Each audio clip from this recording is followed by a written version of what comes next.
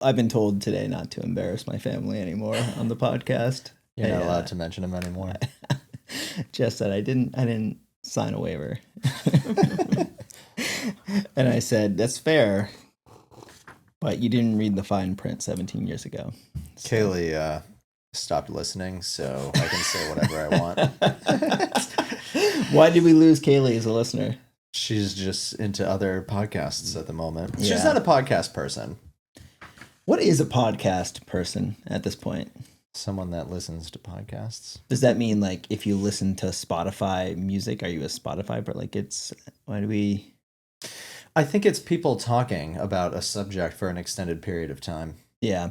I've been thinking about this because when I was driving to work today, I was listening to another podcast, and it's one that they record like live, right, on Zoom. And, it was an hour and 8 minutes. And I'm like, is there really an hour and 8 minutes worth of content in there? And they buffer, they have like advertisements and stuff. But I was just not sure what qualifies like somebody as a podcast person and what like qualifies as something that you should listen to at length as a podcast. What qualifies as a podcast? I feel like any conversation between two people that's being recorded. Yeah, or more. Okay. And then me deciding to tune into that. Because there's like 15-minute podcasts too. Yeah, like Jess listens to Up Next. But then there's like First scientific ones that are like 4 hours long. Right. Yeah, like some of the Joe Rogan ones are like 3 hours plus. Yeah. And it takes multiple sit-ins, like multiple sessions. Yeah, for sure. To listen to it. Yeah. I think that's what's off-putting in general about some podcasts is they're just too intimidating. The length is the commitment. People don't like commit. They want easy. Mm-hmm. They do. Well, that's why everyone's like snipping it now. Mm-hmm. Snipping podcasts? Yeah. So into 10-minute clips. So like Joe Rogan publishes this whole one, and then there's like 30 different 10-minute clips. Okay, but are those clips like literally podcasts, or are they just YouTube clips or like video clips? I don't know. I listen to everything on YouTube. See, that's the thing is I feel like I was reading, I'm trying to stay hip and in the moment. And I was reading. Colin is the only person I know that watches or listens to YouTube. I like to watch stuff. Okay. I know it's not safe when I'm driving, but. Rolling Stone had a top 25 influencers. We weren't on it. Really? We were not on it. But there was a British woman that Shay and you have referenced before. I can't remember her name. Alex Earle? That's it. Yeah. No, okay. She's not British. No, yeah, she's American. That's not her then. Okay, got it. Let's say it's Alex Earle. Okay. And this woman was talking about how she is going more like into the podcast space, but doing videos, and she's calling them vlogging. Yeah. Vlogcast, right? Okay. I feel like a podcast is something that you listen to. New word unlocked. But you don't YouTube it. I feel like that's watching something. I don't feel like that's a podcast to me. But I watch them. Yeah. People got to watch them. I mean, there's like 10 million views on some of these podcasts. Yeah, I know. Vlogcasts. I think it's just how you reach your audience. Did you know that there's a school of thought out there that Netflix is going to have creators on their platform?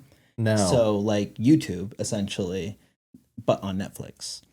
And then when that happens, how will you decide what to go to? Like, will you still I won't go to YouTube. I'll probably go to Netflix because I pay for Netflix. I'm surprised they're not doing that already. Yeah, I don't know if I would go to Netflix because I don't know. It would be a mental shift for me. I'm already entrenched. This is the ecosystem situation. Yeah, but what do you watch on YouTube? What don't I watch? Like, what is it called? Like, what do you have like a channel you go to that posts videos? Yeah, sure. I mean, there's like the Iced Coffee Hour podcast. There's the Joe Rogan podcast. There's Compound and Friends podcast. Mm-hmm. There's like all of them are on there. So if you were to be on Netflix one day and then all of a sudden there's like a Joe Rogan, I mean, obviously he's done other things on Netflix that... Joe Rogan has Netflix stuff? Yeah, he's like... Yeah, he's got stand-up too. I don't know. Joe Rogan does stand-up? Yeah, he does. I didn't know this either, and then I saw it, and I was like, that's why he doesn't do stand-up. That's why he's not known for this. But anyways, okay. So say if it's like the Iced Coffee Hour is all of a sudden now on Netflix. You wouldn't click into it there? I wouldn't, because one of the things I like about YouTube is if there's a 10-minute snippet that I want to watch of it, I can go right from that 10-minute snippet to another 10-minute snippet, or I can go into something else. Oh, like if something's not going to grab my attention for an hour, like I don't want to have to sit through the whole thing. But I guarantee you that anything that YouTube does well, that Netflix will copy that whenever they get to this place that they're going to be doing creator stuff. They have to, in the same way that I'm sure like Apple TV will have to do that at some point too, because it's like if Netflix does it, then everybody else has to follow. Yeah, that's a good point. So I have some stats for you. Uh-oh. Okay. How did you get stats on this random conversation that we just came up with? So these are the platforms, the biggest platforms for listening to podcasts. Okay. Spotify. Podcast Store, Apple Podcasts is last place. 8 to 15% of users listen to podcasts on the Apple Podcast platform. Number 2, Spotify captures 21% of weekly podcast consumers. Other data sources suggest 26 to 27%. The number 1 is YouTube. 40% of all weekly podcast consumers watch or listen on YouTube. So YouTube has the largest podcast audience, according to this quick ChatGPT research that you did. This is according to... Is it Gemini? Is Gemini telling you that No. This is according to The Verge. It is according that to... feels like a good source. Podcast Statistics, eMarketer, Yahoo Tech, Digital Silk, Axios, The Wrap. I don't know. There's like 40 things listed here, but yeah. This is your "how do you like them apples" moment. Yeah, Colin. Seems like confirmation bias. Confirmation bias. I'm just saying, like some of the views that these videos get are so massive. Well, it can't not be the biggest. I do think in a way, like people started on YouTube vlogging, and people watched those vlogs, and then we got into the podcast world, and it became an audio thing. Yeah, like the Call Her Daddy thing is huge on YouTube. And I feel like now it's come back to... YouTube's always been there, but I feel like it's coming back to YouTube. Where people want to watch the conversation. Like I remember during COVID when Pokemon became like a huge thing. Pokemon Go? Not just the Go, but the opening up of the card packets. That became big again? Like the Logan Pauls of the world and stuff like that were opening up the packets, and on YouTube they were doing the live streams, but then they were also podcasting it. So there would be a podcast about them opening it, and you could hear what they were opening and you like just, seeing you it. Get the rapping. Exactly. Yeah. But then on YouTube, they were getting like tens of millions of views for opening a Pokemon packet. Welcome to the Compound Growth Podcast with Colin and Wheeler, where we talk all things growth. From financial growth to career growth, personal development to societal progress, we explore how each layer builds on the next, compounding over time to shape who we become. Each week, we break down complex ideas and emerging trends into clear, actionable insights. Because growth isn't just about numbers, it's about understanding the world and our place in it. The information in this material is for general information only, and is not intended to provide specific advice or recommendations for any individual. Investment advice offered through Integrated Partners, doing business as Ko-Fi Advisors LLC, a registered investment advisor. Integrated Partners does not provide legal, tax, mortgage, advice, or services. Please consult your legal tax advisor regarding your specific situation. Past performance is no guarantee of future results. All investing involves risk, including loss of principal. No strategy assures success or protects against loss. The economic forecasts set forth in this material may not develop as predicted, and there can be no guarantee that the strategies promoted will be successful.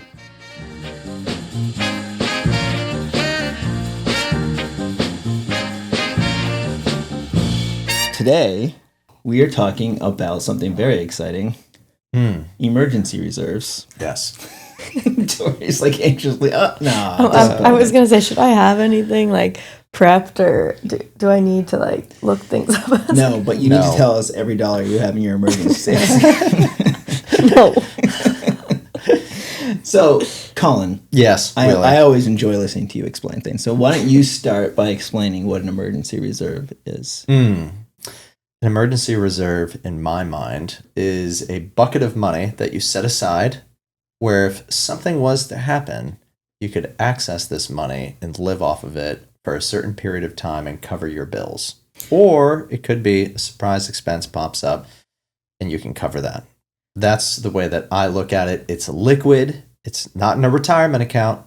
In my mind, that doesn't count because you're going to have to pay tax on the way out. But apparently, a lot of people view retirement accounts as emergency funds, like their IRAs or 401ks. And 401ks. Oh, that's not great. Yeah. Okay. Yeah. So this is something I talked about in various forums with my clients in the past about whether like needing a new washing machine is an emergency. Like it pulls to me, if you have an emergency fund that's meant to essentially replace cover your costs if you're unemployed. If you lose your job, you've got a savings account that you can rely on. Right. If you then pull from that to buy a new car or to buy a washing machine or refrigerator or anything like that, those could be like need to have that you have to pay for.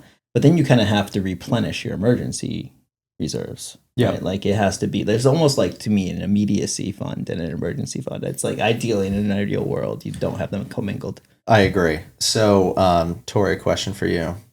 If something was to happen, do you think you could cover 3 months worth of expenses?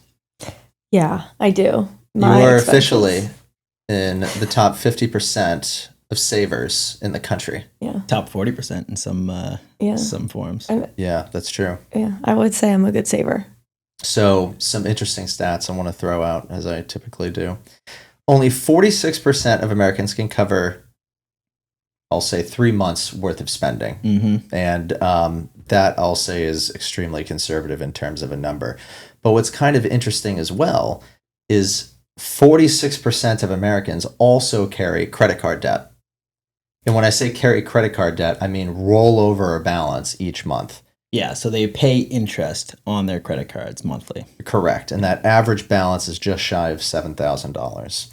So I don't think there's a coincidence there. But the median emergency savings across Gen Z is just $200 right now. It's the average amount of savings. You are above average, Tori. So you are above average.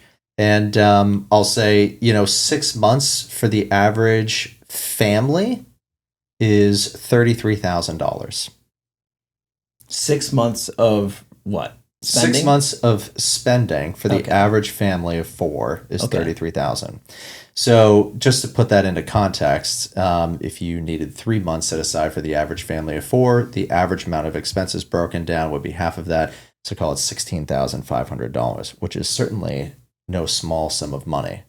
But it does put some stuff into perspective about cost of living. Yeah. Yeah. Well, obviously, as your family expands, then your need expenses go up. Yeah, and your need to cover that and savings goes up. So yeah, in some situations, we advise people to have like 3 months, like Tori. In Tori's situation, stable income in her current environment, 3 months makes a lot of sense. I agree. Right? You don't need 6. Knowing you probably do. But in my environment, maybe 6 months makes more sense. The reason that you might have 3 versus 6 depends on how many stressors or expenses you have relying on your income and how conservative you are, etc. Yeah, for sure. I would say personally, whenever I typically advise a client they have a family, I lean them more towards 6 to 9. Mm-hmm. Especially in the current environment. I'd say the market's very high right now, but anyway, that's the way that I think about it. Tori, your savings that you have set aside for your emergency reserve, where do you think is the best place to invest that money? A high yield savings account. Yes. All right. Very good. I knew that. Why is that? Because you get interest on it. That's true. It doesn't do anything. I don't know. You don't need to do anything with it. Where should you not invest it? You can pick a checking account. Checking account? Okay. Yep. What else? Your retirement accounts. Listening. That's true. Stocks. Okay, yeah. Okay, because they take an unnecessary risk with money that you might need very soon, right? So you don't want your emergency reserve losing value. CDs, where you lock money up for 6, 9, 12 months. Anytime something is locked up and it's not liquid, like Colin suggested, then we want to make sure we have access to it. Right. Yeah. And then with those CDs, you might just lose the interest that you were earning on it, or you might pay a small fee.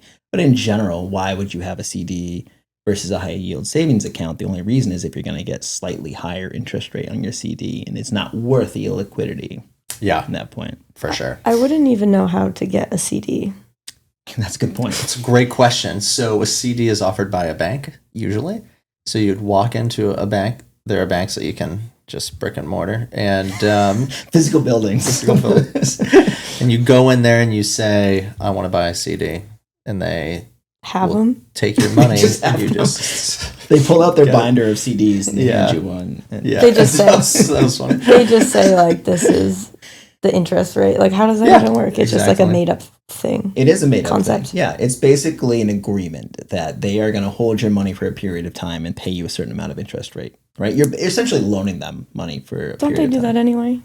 They do, but they yeah. Like, I can't go get all my money out of the bank. Well, I probably could, but, people that have more money can't just go to the bank and take all their money out. Well, banks need liquidity, right? Because they make their money off of lending money. So, you figure a mortgage is probably 7.5%. So the CD they're going to pay you for. So you hand them money, they take your money, then lend it out to somebody else, and then they keep the delta. I see. I kind of shivered when you said a mortgage is 7.5%. That's just a really sucky number. Right? It is. But yeah, that's what. So shortly before we started working together a few years ago, Silicon Valley Bank. Did you hear anything about? Yes. Yeah. Right. So there was a run on the banks, and if you watch like It's a Wonderful Life or something like that, you can see this playing out in historic terms. But in general, when a lot of people want their money from a bank all at the same time, it challenges the bank's liquidity. And the reason a bank might fail is if they're unable to meet that demand. So Silicon Valley Bank was a new thing because everybody did it literally online. They did it through their apps. They went in and started transferring money out. That had never happened before. You'd never seen an electronic run on banks before. And that's why we have things like FDIC insurance, theoretically, to back up these banks. But we live in a world now where the government will decide, pick and choose what banks fail and what banks get their FDIC. Yeah, the 2008 is probably a big discussion, but yeah. So that's what happens to the CD. You're basically agreeing to let them have your money for other uses. You're doing that with a savings account too, but just to a different degree. Yeah, got it. All right. So emergency reserves, 3 to 9 months, maybe 3 to 12 months, depending on your situation. Yep, right? 100%. Yeah. So when I was looking at my research for this today, I saw a Federal Reserve study from 2022 that said 37% of Americans can't cover a $400 emergency without borrowing. That's what I got to what you saw there, right? Spending, though, when we talk about replacing expenses, so if you say let's call it $4,000 a month in spending or $5,000 in a month of spending, right? When we work with clients, we look at their total cash flow and we say, okay, you make X. This goes to taxes. This goes to savings in your 401k. This goes to savings for college. This goes to whatever, right? How many of those things can be cut back or reduced when you are in a true emergency? I think that's something that when we think about the hard and fast rules of 3 months of savings, does that actually get you a 3-month runway or does it get you a 3.5-month runway, 4-month runway? Are you also getting unemployment at the same time? And is that being factored in? So I was thinking about this historically speaking. Do you happen to know what you would make on a savings account back in the 80s? Interest. Okay, well, do you think 4% is like pretty high for a savings rate? I have no idea. Okay, well. It is as of like my entire life, basically. Correct, yeah. So your average rate of return on your savings account in the 80s was 11 to 12%. Wow. Yeah, so you would basically double your money every 6 years. What happened? That's a great question. So that was when inflation was very high. And do you know what mortgage rates were at the time on average? So, a lot high. A lot higher. Yeah. High. High. So your mortgage rates were around 15% at the time. So you think about it, we're comparing, it's a similar formula now where banks have to make money, right? So if you're going to lend bank money and they're going to give you 12%, well, they're going to turn around and flip that right back out for something like 15 to 17%. So that was in the 80s when inflation was like a thing. And then since then, it's kind of come down over time, but it's been a massive shift. And at the time, people's average savings rate was anywhere from 10 to 12% versus now is around 4%. So that's kind of how the landscape has shifted. But there's been a lot of big changes since then to now, not just interest rates in general. Yeah, I think that's part of the reason that some of the mentality around emergency reserves has really changed over the decades. Right? Yeah. Since I was born back in 1981. So you had when you were rewarded for saving into your savings account, you're not really taking any perceivable risk. There's some risk that the bank might fail or that the dollar loses value to inflation, whatever. But you're being rewarded, highly rewarded, for a savings account. They didn't even call them like high yield savings account. That was just a regular savings account interest rate, right? Now you don't get that. And if you think of the 80s, the average return for the stock market, I think it was around 10% at that time. You're getting basically the same for taking no stock market risk in your savings account. So it was easy to pick, to prioritize one over the other. Savings account, needed for emergency reserve, taking very little risk compared to a stock market. I'm going to put my money there. For a long time since then, you haven't been able to get that return in your savings account.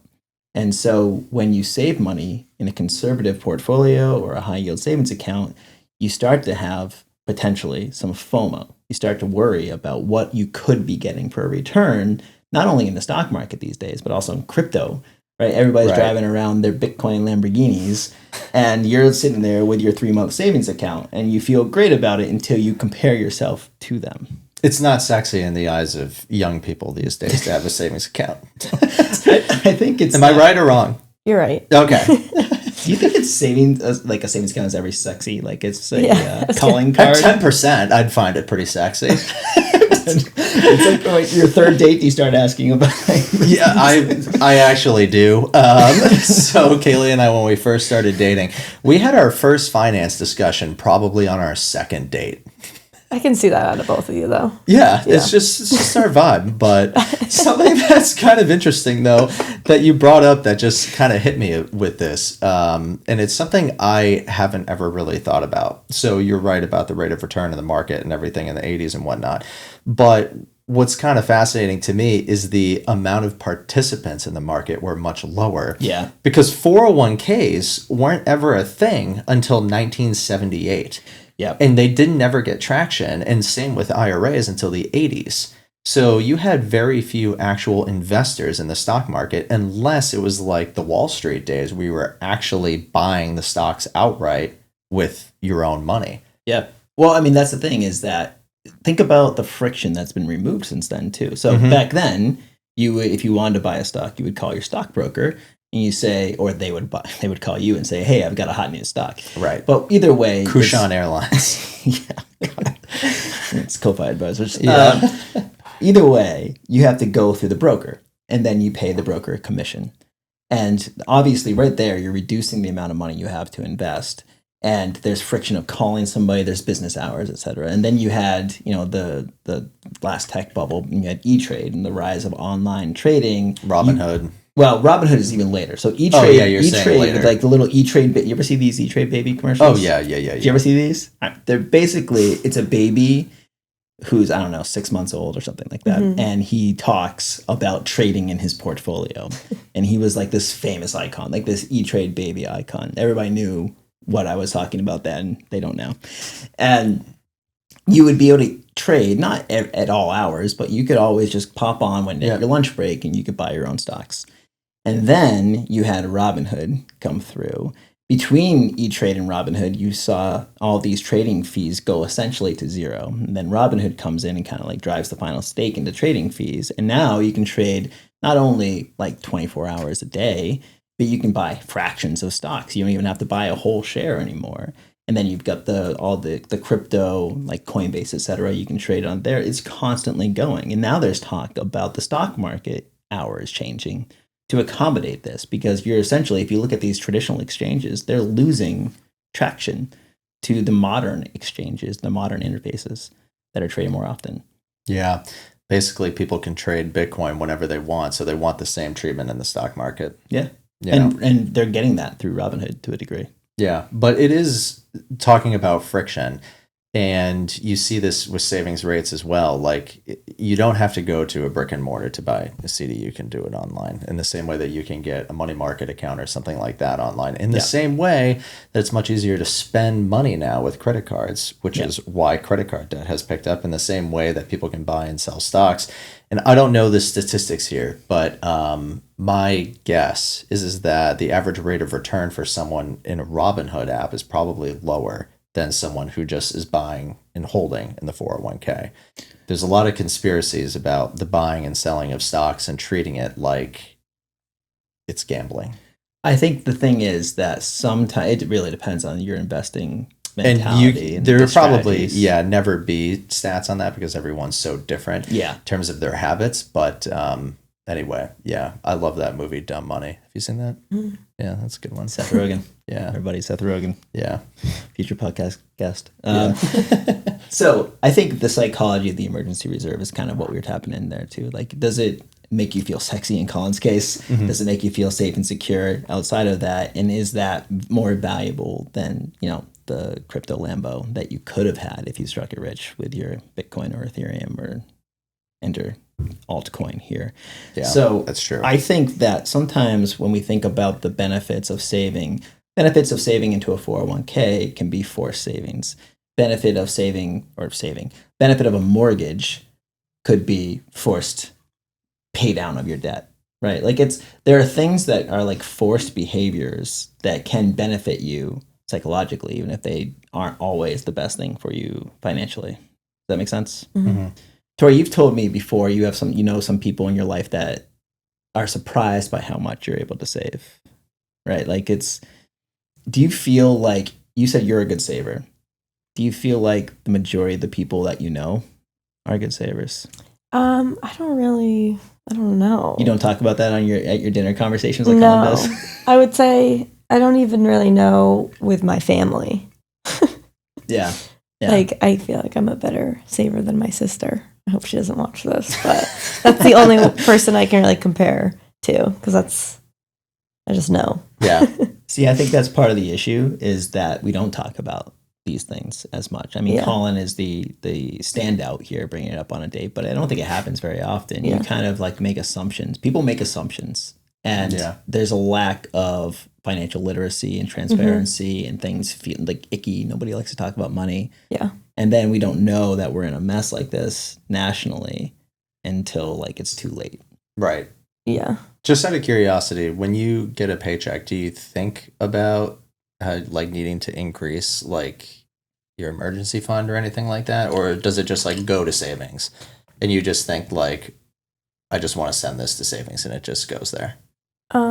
Is emergency funds different than savings? Like, I feel like at this point in my life, they're the same. Mm. Okay. That's a great question. Well, do you, in your mind, like have a number that you always want to have in your savings account? And you don't have to say the number, but just in general, where if your money got below it, you would be stressed. Yeah. So I feel like that's in my checking account, though. Okay. Like, just like I like to also have a cushion in my checking account. Mm-hmm. And then when that number gets below, because I obviously know I can't get to the numbers I want to get to. It's going to take a while. And I can't stress about that, like getting to those numbers. But it's more so making sure my numbers that I have currently slowly are increasing for that cushion. But yeah, I get stressed that, like, I definitely need to reevaluate the spending from time to time, and then kind of that's the only way I can control that. Do you keep your vacation money and rent money like in separate kind of mental buckets or physical buckets, or does it all just go to one high yield savings account? I pay all bills, travel stuff, fun stuff out of my checking. Okay. And then I would say my savings emergency reserve is just like a percentage of my paycheck that goes into it every other week. Let me ask you this. If your savings, the money market account or the high yield savings got too much, or is there a point where it could get too much where you think to yourself, I got to do something else with this? Well, I haven't gotten there yet, so we'll cross that bridge. We'll see. But yeah, I feel like I want to diversify. Yeah. Okay. But we'll see when I get there. Okay. But you have a number in mind. Ish? I don't know. I feel like that number will constantly change. That's like fair. once I get to that number, I'm like, oh well, maybe another $1,000. Oh, and then maybe another $1,000. That type of thing. You move the goalposts. Yeah. Essentially. Yeah. And also, it's just kind of I look at it as that's the money that I don't need to be spending or I don't need because I still have this in my checkings. And so if it's my checking is what is being depleted and I'm getting worrisome about that, then I don't know. I would build the checking back up instead of taking from my savings. So, a question for you. Yeah. So I take it you probably have like a savings goal or a savings number that you typically always like to have too, right? Yeah, I do. So I have the cash target, like Tori was saying, like the amount I like to see in my checking account on a monthly basis, and I'm always replenishing that. Yeah. Right? Because I know what my spending is, and I want to make sure I've got that plus a little buffer on a monthly basis. And then I've got the target for emergency reserves. But then I think the next step is, first of all, you have to address any lifestyle creep. Right, which is kind of the point where if you spending goes up and your earnings goes up, your savings is that going up at the same rate to address it? But outside of that, what are the other goals, right? So if you have an emergency fund target and you hit that target, is it about the next $100,000 or whatever I forget which awesome number you said, but if that goes into the savings account or does that go towards something else? Yeah, so that's my question. I think for me, the way that I look at it is similar to you, where I have my checking account and that's my daily spending, and then I have the savings account which replenishes the checking account, and then anything above and beyond the savings goal will go into, I'll say, a higher growth stock market return. Yeah. I was just looking at this and thinking this through a little bit, but the difference between getting a 1% in your checking account versus a 4% in your savings account on $20,000 over a 30-year period is the difference of $40,000. Yeah. So it's a very significant amount of money. And then if you were to bump that up and say, well, I'm saving and, now I'm going for 7%, the difference between that is hundreds of thousands of dollars. So that quick shift of saying I'm going from checking account to savings account is $40,000. And then that other quick shift of going from savings account to stock account is potentially hundreds of thousands to millions. Yeah. I think sometimes how you value things with, like, math is very easy to value, right? Here are all the numbers. Here's the Colin formula. just said, yeah. And which one are you going to feel better about? I think the value of peace of mind is really hard to determine until you go through something where you didn't have it. And when Jess and I were first starting out, we were out in LA and either having like low income or unemployment and student loans and all this stuff. The stress that we went through where we'd have to make sure we had enough money in our checking account, or you'd like have an auto transfer, or you'd have fees charged to you if you overdrew, and then you covered it from your savings account because like you had it, but it was in the wrong account. That type of stress is just brutal, and it's stressful on a relationship level too. Like if it's, well, you were supposed to do that, or you were supposed to do this, etc. If you can just forego some of that math and focus on the psychological benefit of having the 1 month spending in your checking and then your savings account on top of that and so on and so forth, I don't want to worry about maximizing my return. I think you shouldn't invest in the stock market until you have this done. I'm giving you these numbers and I'm not telling you to do it until you have the first two buckets done. Because personally for me, I also see it the other way where people are trying to maximize their return. And then every single paycheck they get, it goes into the stock market. And then they're having to take on credit card debt and they're having to pay the fees that you just mentioned because they're trying to maximize the return at the detriment of carrying 24% interest on their credit cards. Yeah. Which, good luck making that consistently in the stock market. Yeah. So it's, to me, a sequence where you got to have some cushion in your checking account, like what you have, cushion in your savings account, which is what we're just talked about as well, and then go on to something higher return. You can't do all three at once. No. I'm going to compliment Tori again because she just said like 5 minutes ago, whenever it was, that she knew she couldn't get there right away. Right. And I think some people forget that they can't get there right away. I've had calls in the past where it's like, hey, I've got X amount of dollars. How quickly can you double it? And I'm like, I don't know. I honestly cannot answer that question. And that's the wrong question to be asking in the first place. But, to Colin's point, the credit card situation, there are a lot of people, especially during like 2020 COVID periods of time, where you can buy crypto on Coinbase with a credit card. Right? I did not know that. Yeah. So you can just go on, you can link your credit card, and there's maybe there's a small fee, I can't remember, but you can take, $10,000 off your credit card and buy Bitcoin. And then you hope that the Bitcoin is going to give you a better return than that interest rate on your credit card. There are people who they mortgaged their house to buy some investment that they felt was a sure thing. And maybe they were right. But, I heard horror stories of the times where especially a volatile asset, like crypto can be really, really volatile. So if you do that and then crypto goes down 50% and you have a new 7.5% mortgage, you're not feeling too great about life at that point. No, certainly not. I think I'm a parent first, right? So my daughter has a savings account and she is a very good saver like Tori. And she is a saver in a different way where she just doesn't feel the need to spend very much, right? So she doesn't make very much, but her savings account balance is impressive based on her $11 a week allowance that she's at now. That was, 7 when she was 7 and 8 when she was 8, et cetera. And that's just sitting in a checking account.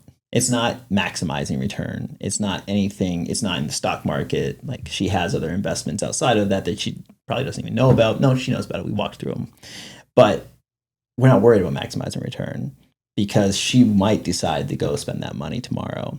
Right. And I'm her emergency reserve at this point. She has a backup. At some point she transitions. Yeah. Yeah. I like it. Well, that's pretty sweet. Tori, final thoughts? Nothing really. That was a good conversation.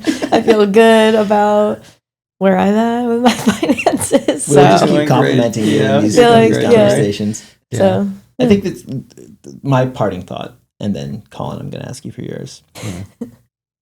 The worst thing that you can do is be in that situation where you don't have money. And it's bad when it's just you.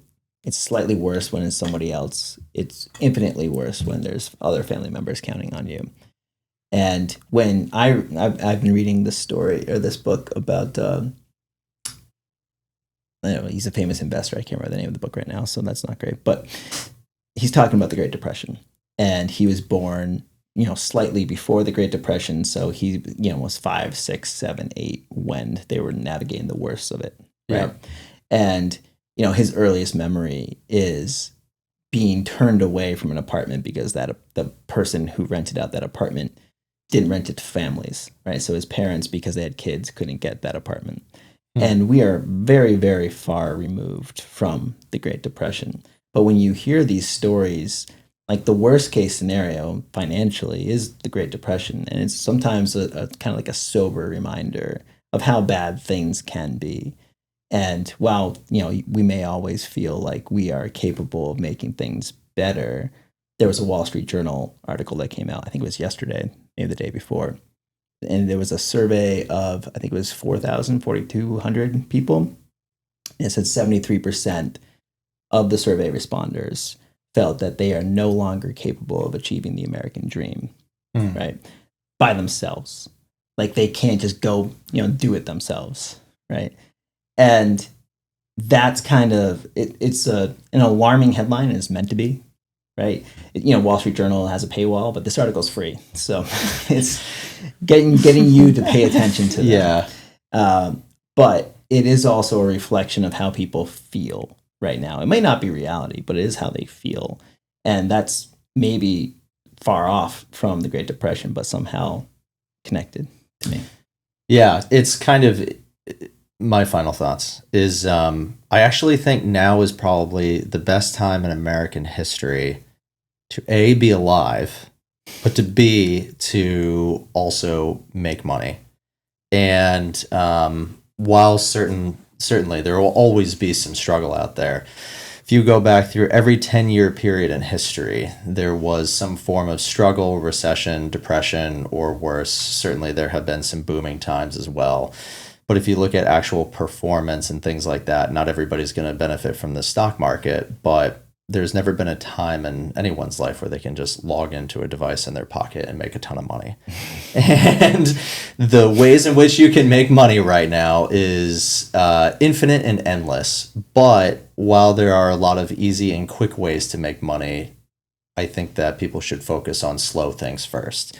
And I think building up checking accounts, building up savings accounts, having those emergency reserves are the best places to start when it comes to, I'll say, leveling your financial ship.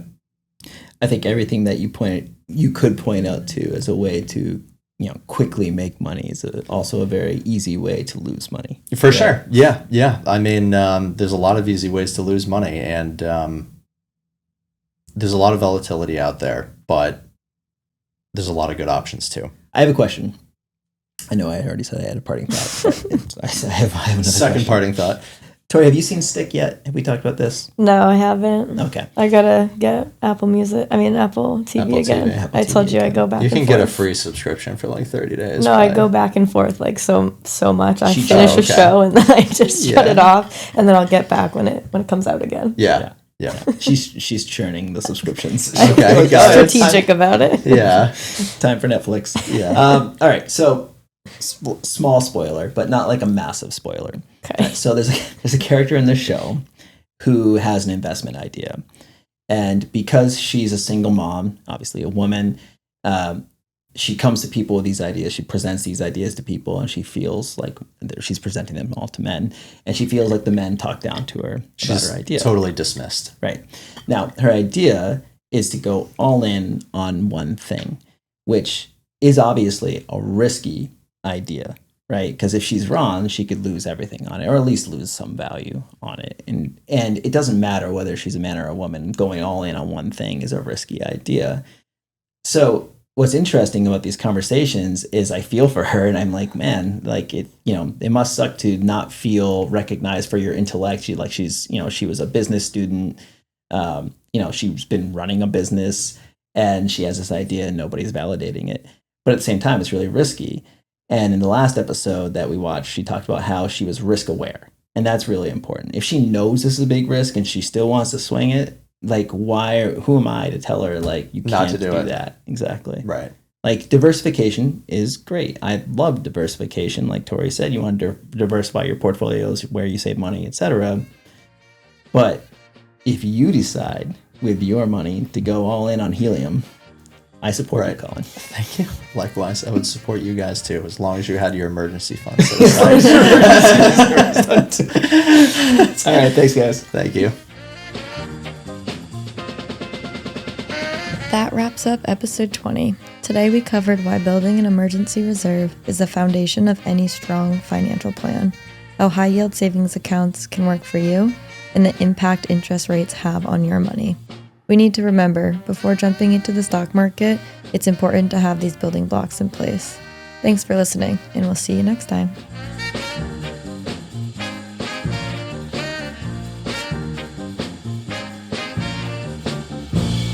Compound Growth with Wheeler and Colin. Sponsored by Ko-Fi Advisors. Reach out today. Yay!